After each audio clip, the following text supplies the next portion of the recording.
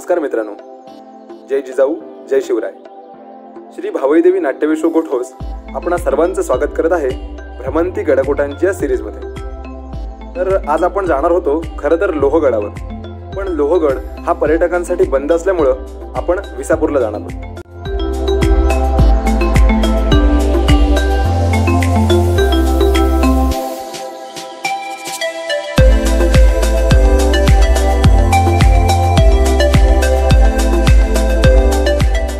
या गडावर जाण्यासाठी 3 वाटा आहेत. पहिली वाट आहे ही भाजेलेणी शेजारच्या ओढ्याच्या कडेने वर जाते, तर दुसरी वाट आहे ही पाटण गावातून वर चढणारी आहे, आणि तिसरी जी वाट आहे ही लोहगड विसापूर दरम्यानच्या गायमुख खिंडीतून विसापूरला वळसा मारत वर जाते.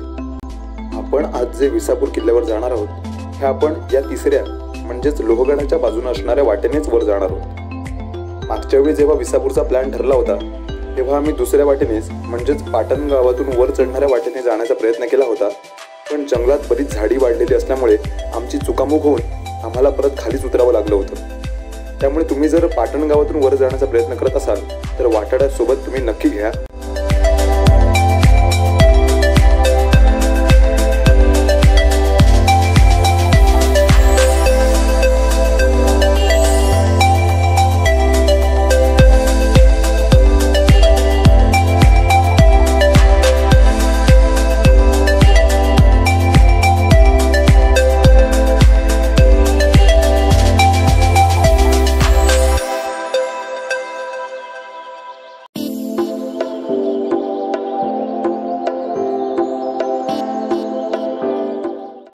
ही वाट वापरात असल्यामुळे तशी सोयीस्कर आहे, फक्त थोडी चटणीची आहे, त्यामुळे योग्य ती काळजी घेतल्यास अगदी सोपं जाईल.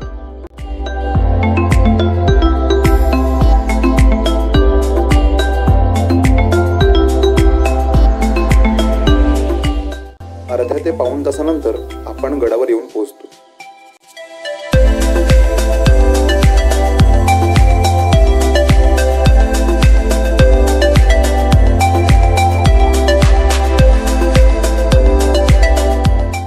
विसापूरचे खास वैशिष्ट्य म्हणजे या गडाची आगळी वेगळी, अद्वितीय आणि आजही अखंडित असलेली अशी ही तटबंदी. विजापूरचा हा तट म्हणजे निष्ठेचा एक एक दगड चढवत विणलेला जणू भरजरी शेलाच आहे.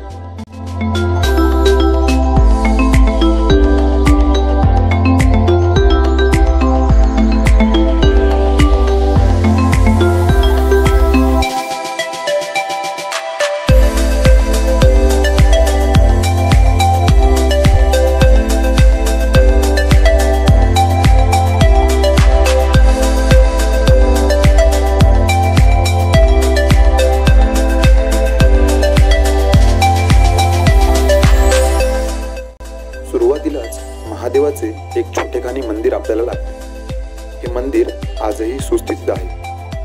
या मंदिरासमोर 2 नंदी आहेत, एक दीपमाळ आहे.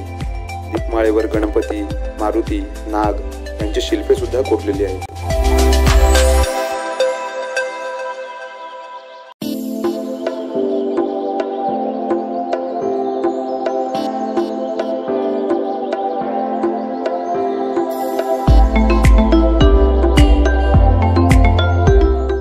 गडावर आपल्याला पाण्याच्या टाक्या मोठ्या प्रमाणावर पाहायला मिळतात. बांधकाम करण्यासाठी जो दगड लागला तो दगड याच टाक्यांमधून मिळवलेला आहे.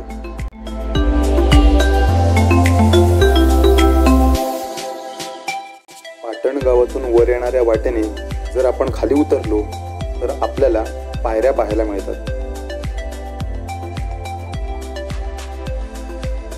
त्या पायऱ्यांनी आपण थोडे खाली गेलो तर तिथे हनुमानाचे एक दगडात कोरलेले शिल्प आहे. तसेच या शिल्पाच्या बाजूला 2 गुहाही आहेत. या गुहांमध्ये उन्हाळ्याच्या दिवसात 30 ते 40 जणांची राहण्याची सोय उत्तमरित्या होऊ शकते. पावसाळ्यात मात्र गुहेत पाणी साठते, त्यामुळे इथे राहता येत नाही.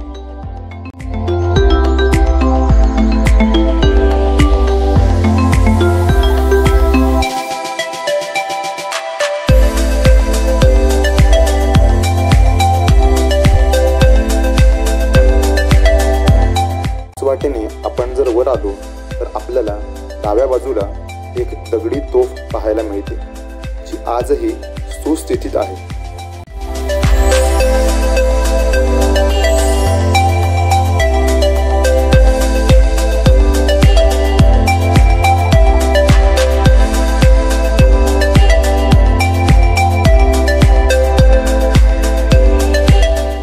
या दोन दगडी वास्तू दुरूनच आपल्याला आकर्षून घेतात.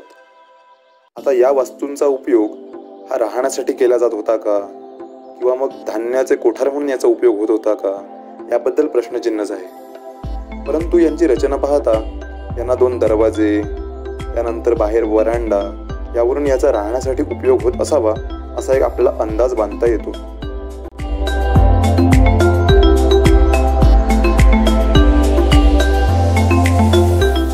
ऐन बोरघाटाजवळ हा गड वसलेला आहे. मुस्लिम राजवटीमध्ये या गडाचा उल्लेख इसागड असाही आपल्याला पाहायला मिळतो. पण गडाला आजचे जे रूप आहे ते मराठेशाहीतीलच आहे. यातही लोहगडामुळेच हा गड मजबूत केलेला असावा. कारण किल्ल्यासमेत दुसरा पर्वत असू नये, असल्यास तो त्याच्या आहारी आणावा. ते शक्य न झाल्यास त्यास तटबंदी घालून मजबूत करावा. शिवरायांच्या आज्ञापत्रातील हा नियमच विसापूरच्या दुर्गरोहणास कारणीभूत ठरला असावा. इसवी सन 1682 सालच्या ऑक्टोबर महिन्यात मराठे हे पुण्याच्या उत्तर बाजूला स्वारीसाठी गेले. डिसेंबरच्या पहिल्या आठवड्यात शहाबुद्दीन हा चाकणमध्ये होता.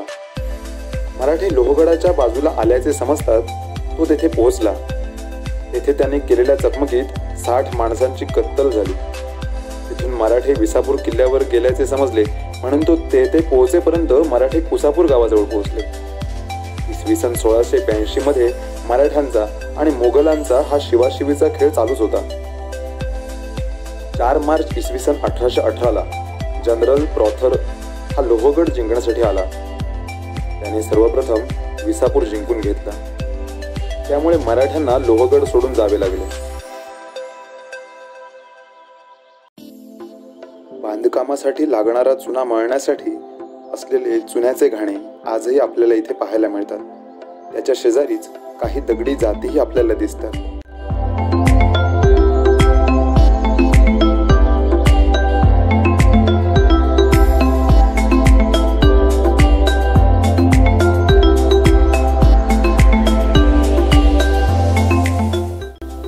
पाटण गावातून वर येणाऱ्या वाटेपासून ते लोहगड विसापूर दरम्यानच्या खिंडीपर्यंत तब्बल 1 किलोमीटर लांबीची आणि 8 ते 10 फूट रुंदीची अशी ही तटबंदी घालण्यात आलेली आहे. विसापूरचा सारा जीव हा त्याच्या या तटबंदीमध्येच आहे. कोरीव दगडातलं बांधकाम, आखीवरेखीव रचना, रुंद रस्ता, जागोजागी ठेवलेले जिन्या पायऱ्या, आतील व्यक्ती बाहेर दिसणार नाही अशी तटाची उंची, अर्धवर्तुळाकार बुरुज, या तटबुरुजांना माऱ्यासाठी जागोजागी ठेवलेल्या जंग्या, खिडक्या, तटावरील देवतांची शिल्प, मंगल प्रतीके, तटाच्या आतील शिबंदीची घरे, पाण्याच्या टाक्या, दारुगोळ्याची कोठारे, तटाच्या पोटातील खोल्या आणि अगदी शौचकूपही, सर्वच काही पाहण्यासारखं आहे. संपूर्ण विसापूर किल्ला पाहिल्यानंतर सुद्धा आपल्या मनात घर करून राहते ती म्हणजे या गडाची तटबंदी. ही तटबंदी म्हणजे जणू स्थापत्यकलेचा एक आविष्कारच म्हणावा लागेल. कारण अद्ययावत यंत्रसामुग्री नसताना सुद्धा त्यांना हे कसं काय शक्य झालं असेल, हा एक प्रश्न मनात येऊन जातो. महाराष्ट्रात एवढे गडकोट आहेत, पण विसापूरच्या तटाची सर कोणालाच नाही. केवळ ही तटबंदी पाहण्यासाठी बरेच दुर्गप्रेमी इथे येतात. सह्याद्रीच्या दगडांनाही कसब असे लढण्याचे, दऱ्या घळी अन किल्ले गाती कवने शूरवीरांचे, साल कितीही सरून गेले धगधग तो अजून मनात, वारा बेभान गुणगुणतो पोवाडे शिवराजांचे, पोवाडे शिवराजांचे. मित्रहो, विसापूरची आजची ही भ्रमंती आज आपण इथे संपवत आहोत.